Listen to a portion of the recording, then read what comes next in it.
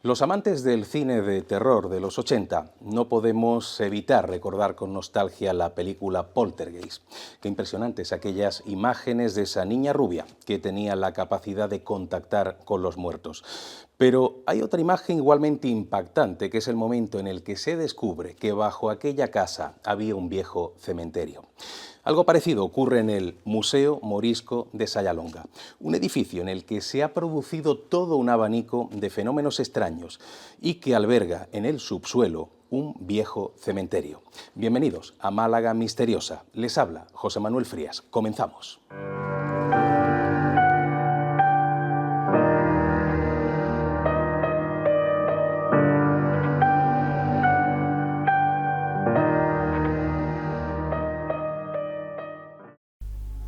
A primera vista, el Museo Morisco de Sayalonga no parece ser más que lo que aparenta, un lugar donde se aglutina información y elementos relacionados con la historia y la prehistoria del municipio, un enclave que a su vez sirve de escaparate para numerosos artistas locales.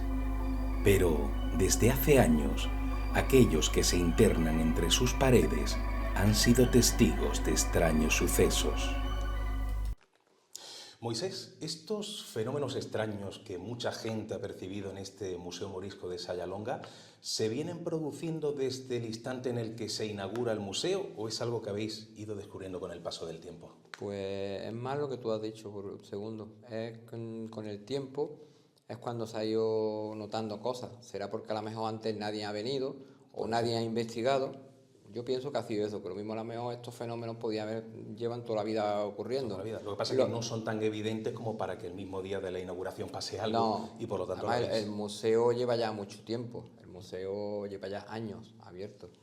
Nosotros cuando estábamos, vamos, lo inauguró José Luis, un alcalde que hubo hace unos años, y que yo sepa, no sea, yo he empezado a notar a raíz de yo involucrarme un poquito más en el tema del museo y venir aquí, traer gente que tiene su sensibilidad especial, ¿verdad? exactamente, tiene sensibilidad y han notado cosas, pero han sido como particularmente que yo los he traído o que han venido conmigo, que han tenido curiosidad y han notado cosas. Claro. Que antes haya habido algo, no es posible, claro. Sí, es posible. Me gustaría que me contaras alguna que otra experiencia. Yo he conocido algunos casos muy directos, por ejemplo, el de una chica que en una ocasión entra al museo, entra sola, y curiosamente cuando se iba acercando a la parte más profunda, ese sótano donde parece que está un poco el corazón, ¿no?, de los fenómenos extraños, ella decía que escucha una voz, la voz de un hombre. Ella pensaba que podía ser un visitante, como es normal en un museo, pero cuando va descendiendo la escalera lo primero que nota es que algo le sujeta la pierna y luego al cabo de un rato, cuando ha llegado abajo, no había absolutamente nadie. Esa voz parece que surgía de la nada.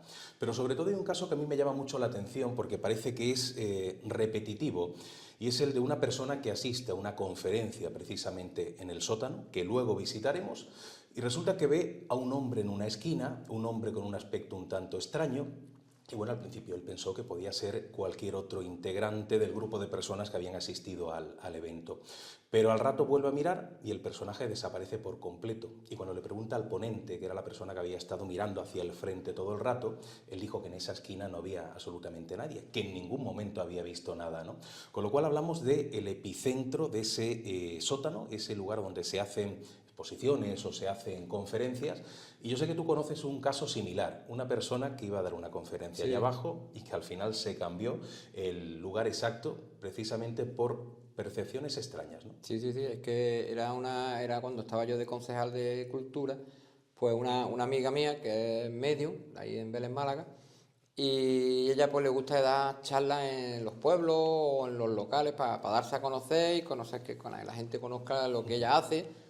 Y claro, ella me dijo que ella quería venir aquí, estar un rato antes de dar la charla, a ver las sensaciones que ellas tenían. Y yo le dije que, porque estaba el museo recién inaugurado, abajo teníamos una sala de... Bueno, teníamos, no, existe, esa sala de conferencias existe, sigue existiendo, que está muy bien preparada, que son sus bancos, estaba todo nuevo, estaba casi para estrenarla ella. Pero ella optó por no querer hacer la conferencia allí por lo mismo, porque decía que había tenido una mala sensación, no le había gustado lo que abajo había sentido. Y me preguntó si podía hacerla arriba, aunque fuera un poco más chica la sala. Vamos, yo le dije que sí, que no había ningún problema, pero que no le gustó. Es curioso, o sea, Y tuvo que ser ella, tan fuerte la impresión que tuvo que no quiso dar sí, sí, y esa charla. quiso, luego al poco tiempo vino otra vez, hizo como una limpieza o algo, algo que ella, como un ritual que algo hizo para... Lo que hizo no lo sé, porque no, pero vamos, que vino luego de segunda y ya se quedó ya un poco más tranquila.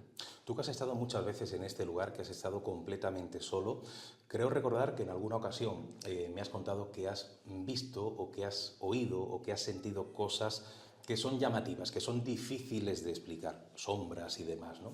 ¿Cuáles Yo, son ese tipo de sucesos? pues la verdad es que cuando íbamos a inaugurar la sala de Valentín Fernández y del Niño de Almudena, pues 3, 4 días antes de la inauguración, pues me faltaban algunos detallitos, siempre sabes que siempre faltan detalles. Y se me hizo un poco tarde, serían las 7:30, las 8.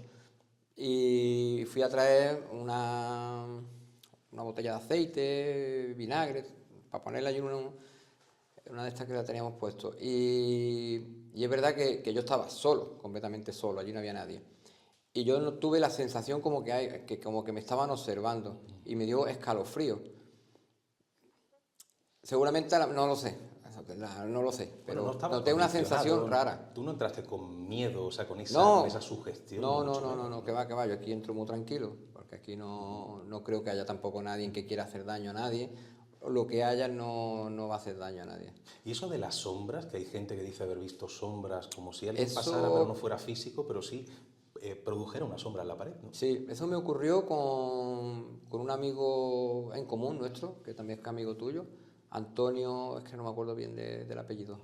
Antonio, él vino a hacer una investigación aquí al museo, venía con su ex pareja y, y estábamos aquí, era el mediodía, cerramos las persianas y estuvimos ahí un rato viendo, a ver si veíamos algo. De golpe a porrazo, vamos, fuimos testigos los tres. Su pareja en aquel entonces notó como que alguien le cogió la pierna.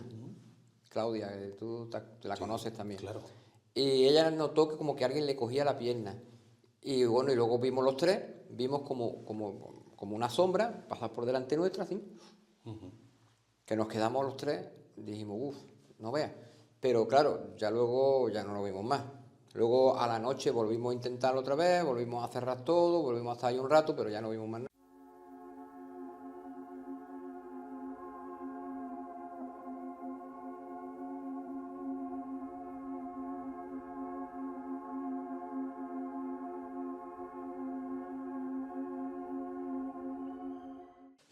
Me gustaría conocer, Valentín, la historia de este edificio, porque habitualmente cuando ocurren fenómenos en un lugar determinado siempre se analiza la historia del lugar, saber lo que ha sido, lo que ha ocurrido.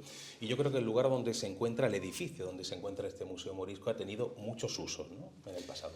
Sí, de hecho, estamos actualmente analizando los ladrillos que sirven de base al edificio porque son bastante llamativos. Tienen una pinta muy interesante de antigüedad, de ser ladrillos muy antiguos. Para ser medievales, según arqueólogos, parecen muy llamativos. Entonces, estamos analizando ese tipo de ladrillo para ver un poco la antigüedad que podría tener, pero lo que está claro es que el edificio está en pleno casco urbano musulmán del pueblo, un pueblo que por su nombre incluso puede tener un origen anterior. Sayalonga puede ser un pueblo que ya existiera con anterioridad a la llegada de los musulmanes a la península ibérica. Entonces, bueno, cuadra que los ladrillos pudieran tener ese origen. Entonces, bueno, estamos estudiándolo, pero es un edificio muy antiguo, sin duda relacionado con la época medieval del pueblo. ¿Y qué tipo de usos ha tenido en épocas un poquito más recientes? Pero yo he escuchado algo de escuela, puede ser, o algún otro, o sea, antes de ser museo, no sé si sería también una casa particular o si se ha utilizado para otras cosas, sin ir tampoco mucho más atrás en el Sí, tiempo. tenemos que tener en cuenta que es un edificio bastante grande, entonces las plantas bajas, ha habido hasta corral para animales, ha habido hasta un lagar, viviendas y ya en épocas más recientes pues ha sido una casa de uno de los digamos potentados más importantes del pueblo, de la familia Gordillo, para posteriormente ser ayuntamiento, ser escuela de niños, de niñas, y hoy en día pues el Museo Morisco, con distintas salas destinadas a distintos personajes o distintas salas arqueológicas donde nos encontramos, por ejemplo. Dicen los que saben de estos temas de misterio que los acontecimientos luctuosos, las muertes violentas, el sufrimiento, ¿no? Parece que es lo que se convierte luego en detonante de los fenómenos. Yo no sé si tú conoces alguna historia, aunque no esté contrastada por medio de la prensa o de viejos legajos, de alguna muerte violenta. En las cercanías del edificio conocemos que había tumbas. Había tumbas probablemente de un cementerio musulmán. No se pudieron estudiar porque provienen de la tradición oral, pero sabemos que había tumbas. Entonces, a escasos 50 metros, pues, ¿por qué no el cementerio musulmán se podía extender hasta esta zona? Posteriormente, como el edificio ha tenido tanto uso durante tantos años, pues sí ha habido hechos luctuosos, como tú bien dices, que han ocurrido en este edificio, y sobre todo el que recuerda a las personas más antiguas, la muerte de un niño que vivió en los bajos de este edificio y que sí tuvo una muerte un tanto trágica, que actualmente estoy un poco estudiando, pero que sí parece ser que fue un cuanto menos peculiar. ¿Se sabe Una qué tipo de desgracia. muerte fue? No, pero estoy en estudio, ahora actualmente esa historia se encuentra en estudio y no la tengo desarrollada, entonces no conozco sus pormenores. Hablabas de ese posible cementerio musulmán que ocuparía la zona en la que estamos y que no ha habido ningún tipo de investigación, vamos a decir, oficial, arqueológica, pero sí hay certeza de que era musulmán, ¿no? De que hablamos de un cementerio o de un enterramiento musulmán. Eso Tenemos fuentes, el libro de apeo y repartimiento en concreto de Sayalonga, que dice dónde estaba el cementerio musulmán. Sabemos porque hay una parcela en concreto donde han aparecido restos, al caerse algún muro han aparecido restos, y sabemos por los vecinos, por las crónicas de los vecinos, que al construirse viviendas en esta zona cercana al museo, en los cimientos de las viviendas se han encontrado tumbas. Lo que pasa que antiguamente existía un cierto temor a comunicar los hallazgos, y entonces no se llegaron a estudiar, pero sí sabemos por tradición oral que había tumbas en edificios a apenas 50 metros de este museo, y al estar tan cercano pues albergamos la duda de que el cementerio pudiera llegar hasta aquí. Claro. Y tú, como conocedor de la historia del lugar, como historiador, y sabiendo que existen esos enterramientos musulmanes, ¿qué impresión te dio cuando con Cuarto Milenio salen aquellas psicofonías grabadas a las 3 o a las 4 de la madrugada estaba programada para que saltara precisamente a esa hora, y suenan voces de niños y dicen los especialistas que son voces árabes? O sea, la relación es muy intensa, ¿no? Bueno, el tema es muy interesante, pues, porque al oír esas grabaciones en Cuarto Milenio que hiciste aquí, yo la desconocí hasta que se emitió el programa, la verdad, pues justo al terminar el programa me llama un profesor de la Escuela de Idiomas de Belén Málaga, que es profesor de árabe, y me dice: Valentín, acabamos de oír el programa y esas voces son árabes. Entonces digo, bueno, hazme el favor de, si puedes, traducirla y para yo comunicarla al programa. Entonces al día siguiente, varios días después, se reúnen parte de los profesores de árabe de la Escuela de Idiomas y hacen una especie de informe, donde me mandan el informe y yo se lo remito a Cuarto Milenio, que posteriormente en otro programa Clara Tahoces da cuenta de ese informe y lo leen allí, y que lo lee en público y tuvo bastante repercusión. Entonces ese informe en concreto habla de que por la entonación y por las distintas palabras puede ser árabe. Niños, parecen ser niños jugando, y están hablando de algo así como algo relacionado como el juego, como palabras relacionadas con divertirse, con el juego, con Dios, pero parece que hay bastante certeza. Entonces, claro, eso puede cuadrar con el edificio que se encuentre en el casco urbano que fue el pueblo musulmán de Sayalonga, y con la historia antigua del edificio.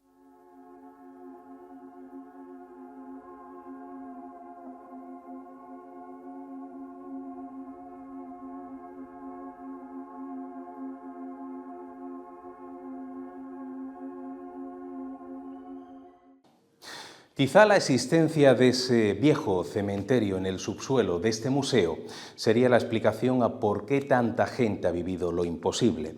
Pero hay más. Muchas personas y algunos sensitivos han percibido una extraña presencia. La de un hombre que no tiene nada que ver con el mundo árabe, sino que estaría relacionado con la historia de Sayalonga. Pero ¿quién era el doctor Enrique Gil Gómez?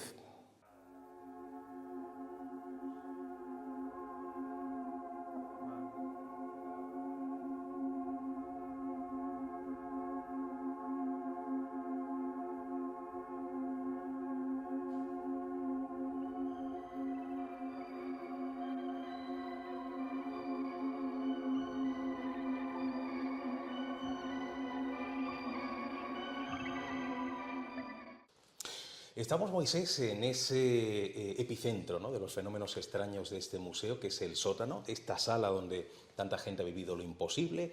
Allí al fondo uno de los integrantes de ese grupo que asiste al evento ve a un señor, gente que ha notado cómo le han cogido de la pierna, con lo cual es un sitio importante.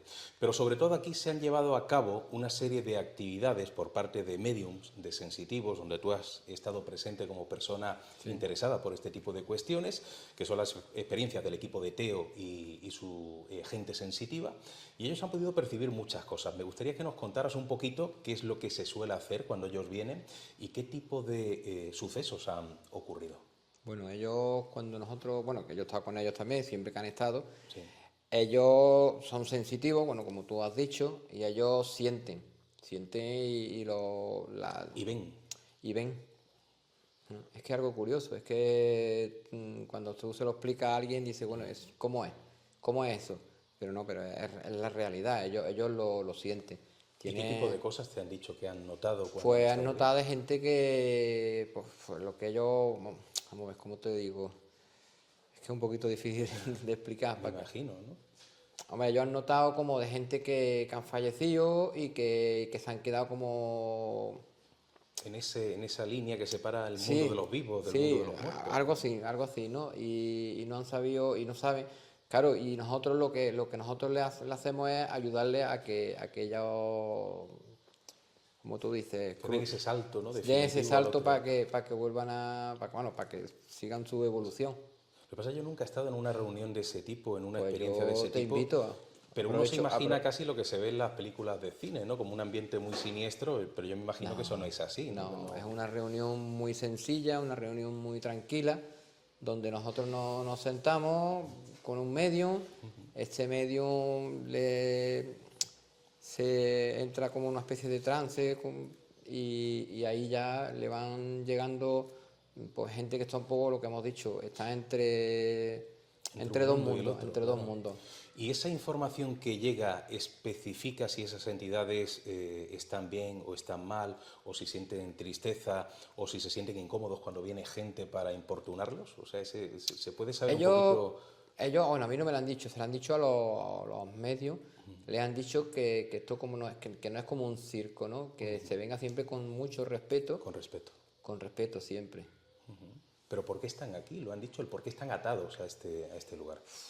Pues realmente yo no lo sé tampoco, pero vamos, se sienten cómodos, no sé. No sé si también estos sensitivos han podido dilucidar si están aquí porque esas entidades están relacionadas con este pueblo, si están aquí porque tienen relación con el pasado del lugar en el que estamos, que ha tenido diferentes que usos. hayan tenido una muerte violenta y se hayan quedado aquí, o incluso no se hayan dado cuenta de que han fallecido, que muchas veces ocurre eso.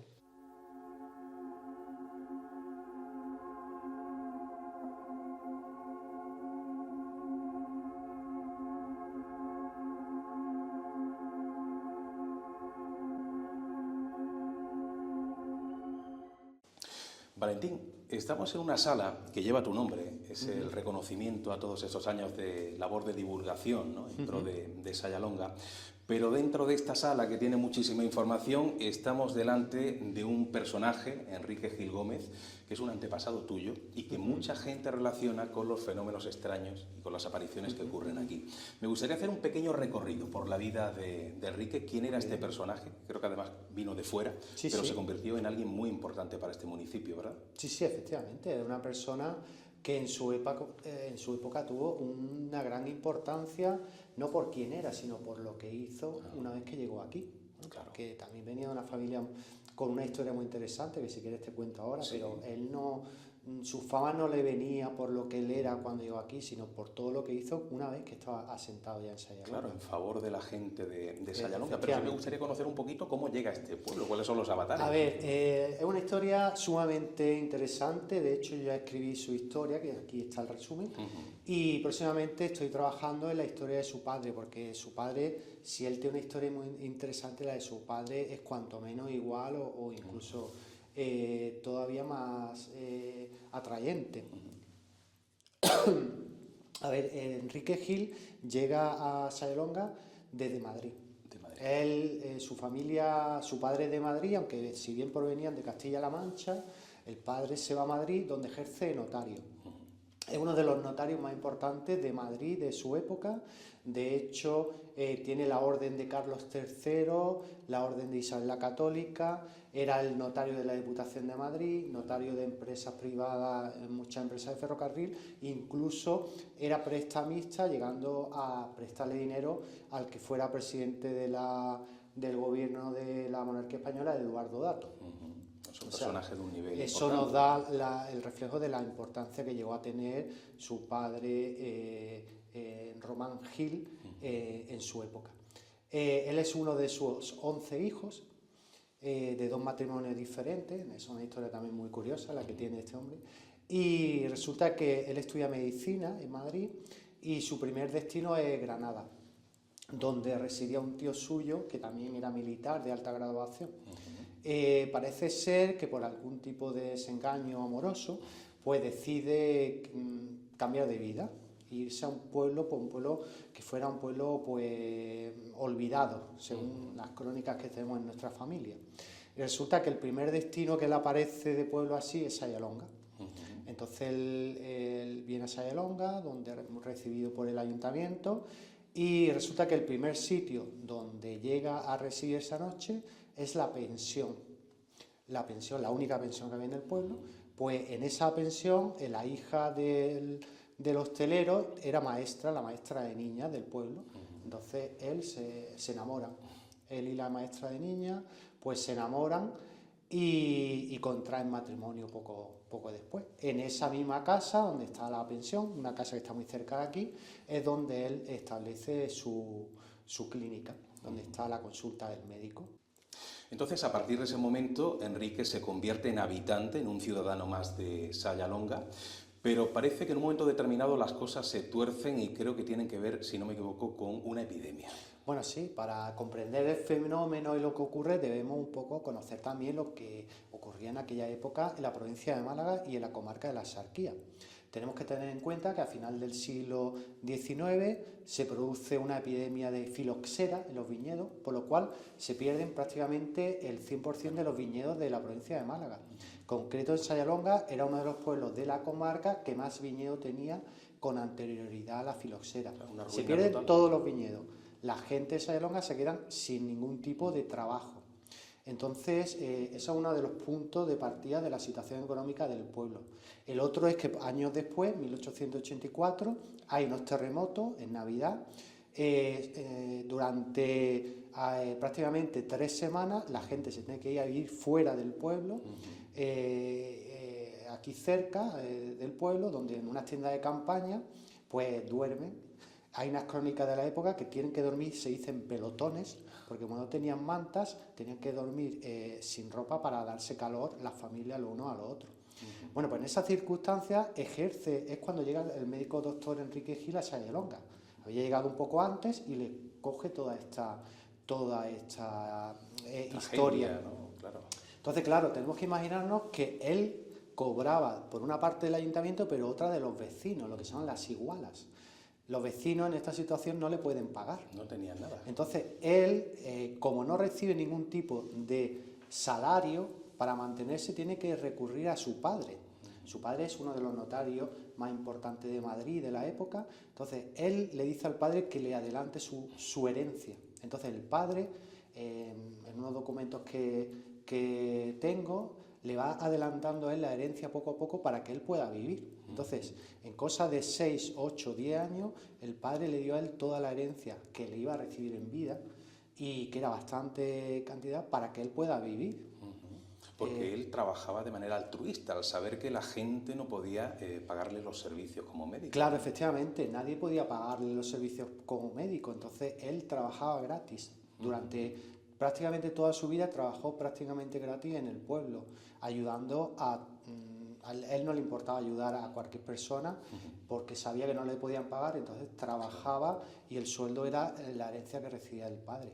Pero no solo eso era únicamente mejoró esa parte de la vida del pueblo, sino que como hoy en día conocemos la epidemia que tú antes has hablado, pues él posteriormente a los terremotos vino una epidemia de cólera, él estableció un sistema por el cual había que hacer unas cuarentenas antes de entrar al pueblo y gracias a eso en Sayalonga no murió nadie, pero desgraciadamente él sí se contagió en una de esas cuarentenas, en uno de esos puestos de control que estableció y falleció pues bastante joven, O sea que con se puede 34 decir, años. Con 34 años. Se puede decir que este hombre, más allá de no cobrar a la gente del entorno porque sabía que no tenían dinero, fallece por ayudar durante esa epidemia de cólera. Con lo Claro. cual, me imagino que su figura en aquel entonces tuvo que engrandecerse, ¿no? Como personaje altruista y como casi un gran filántropo, ¿no? De este municipio. Efectivamente, hay crónicas del padre donde habla del hijo maravilla, porque imagínate, el hijo dio su vida por Sayalonga, por la gente de Sayalonga, a los cuales no les cobró nada, murió por ayudarlos y se gastó todo el dinero de la herencia que le correspondía para que de esa manera los vecinos del pueblo no tuvieran que pagarle o sacar un dinero de donde no lo tenían. ¿Está localizado el lugar de enterramiento de Enrique o no se sabe? Sí, efectivamente, tenemos claramente localizado en el cementerio octogonal de Sayalonga, sabemos dónde está el nicho de mi tatarabuelo y entonces pues nosotros sabemos, lo que sí nos gustaría que ponerle algún tipo de plaquita donde se recuerde la historia de Enrique en el cementerio. Me gustaría saber qué opinas, Valentín, de un asunto que creo que es un poco delicado. Sé que eres una persona un poquito escéptica en el ámbito de lo paranormal, pero hay personas que relacionan el fantasma que supuestamente se manifiesta en este museo con Enrique Gil. Esa opinión o esa versión que dan los sensitivos, ¿a ti qué te parece? ¿Crees que podría ser cierto? Bueno, es cierto, ¿no?, que bueno, todas estas cosas, pues yo desde el punto de vista de la historia, pues siempre intento darle un rigor científico, aunque también comprendo que hay ciertas personas que tienen una capacidad especial que no tenemos los demás, y esas personas, conozco a muchas de esas personas y son personas a las cuales les tengo un gran respeto y estoy seguro que es que sienten eso, debe haber algo. No estaban condicionados porque ellos no conocían esta figura y aparece una entidad que dice ser Enrique, que dice ser médico y que desde el otro lado ayuda a la gente como ayudaba en vida. Efectivamente, es algo es muy llamativo, entonces debe haber algo más que la mayoría de las personas no entendemos, pero debe existir. Entonces, respeto mucho las personas que tienen esa capacidad. Bueno, y de hecho, al hilo de lo que estás comentando, pues mi amigo Moisés Alba, que de aquí del pueblo, y tú mismo, me llamasteis para explicarme y pedirme información sobre qué había aquí en el museo anteriormente.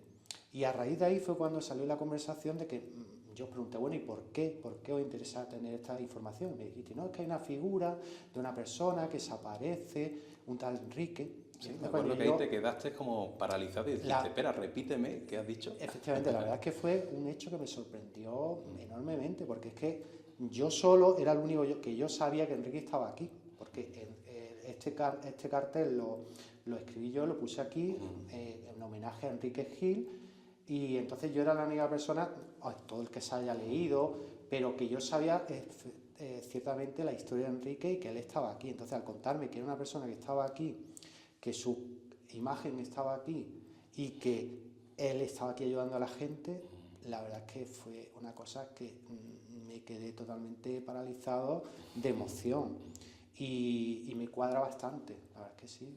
Él le ha ayudado en vida y la verdad es que es algo que podemos decir, me llega muy hondo saber que si existe otra dimensión, sigue ayudando en esa otra dimensión y no me extraña, y eso pues hace que sea todavía más admirable su figura, ¿no?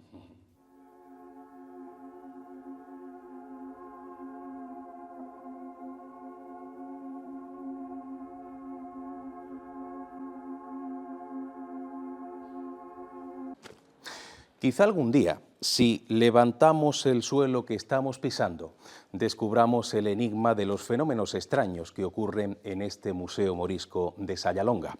Mientras tanto, este misterio, como tantos otros, continuará siendo un auténtico enigma. Nos vemos en una nueva cita de Málaga Misteriosa. Un fuerte abrazo, amigos.